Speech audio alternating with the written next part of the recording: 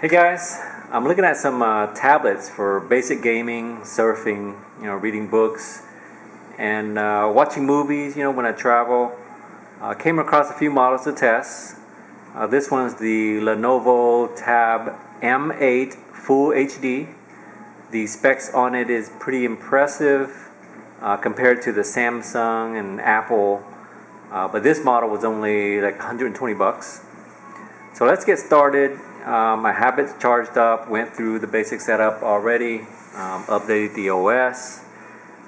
It is a pretty nice looking tablet. The only color they have is gray at this point. It's type platinum gray, I believe. Doesn't have a whole lot of bloated apps like some of the more expensive tablets. This tablet was released August of 2019. Has an 8-inch display.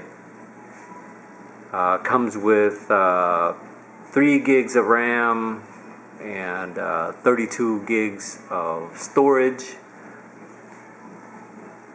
But again, with most Android tablets and devices, you have the option to add a micro SD card to increase your storage space.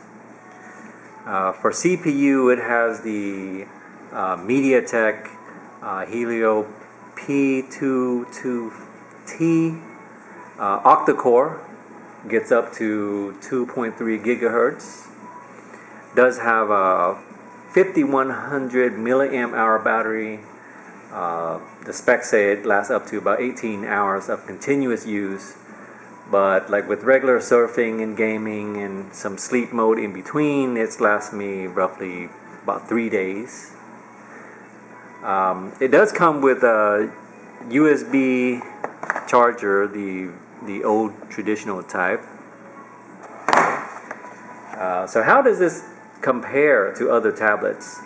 And the ones I'm comparing to are the Samsung A Tab, 10-inch, the iPad Pros, 11-inch, and the Fire HD 8 Plus. Okay. Speed-wise, I would say it is just as fast. The combination of 3 gigs of RAM plus CPU, loading apps was fairly quick.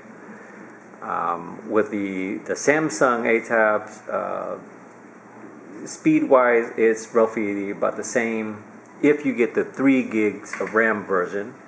Samsung does come with a lot of bloated apps there that you cannot get rid of. And the price tag on the Samsung usually about $50 to $150 more. Okay, comparing to the Fire HD 8 Plus, it's definitely better than the Fire HD Plus tablet, which has very similar specs in terms of CPU and RAM. Only thing was the Fire HD was classified as a reader.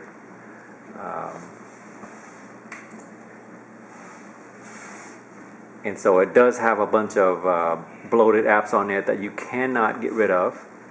Also has a bunch of advertisements on it that you cannot get rid of unless you pay more. Compared to iPads, which again do come with a bunch of built-in apps you cannot delete. Everything is tied to your Apple account, and there is no micro SD card options on the iPad, so you cannot expand your storage. But overall, I think this is a pretty nice app to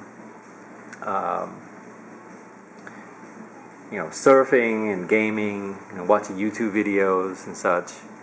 I like the design. It's very, very thin, very sleek looking.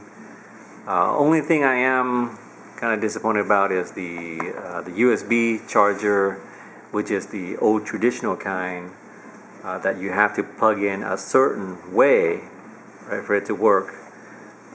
Most new devices now come with a USB Type-C chargers. Doesn't matter which way you plug in, it'll work for you. But overall, the combination of CPU, RAM, It is good enough for gaming and surfing and watching movies and such. And the price tag is at least $50 to $100 less than other tablets on the market with similar specs. So I would definitely recommend this tablet. Thanks for joining us. If you want more information about this tab as well as others, you can check out the link below. Thanks.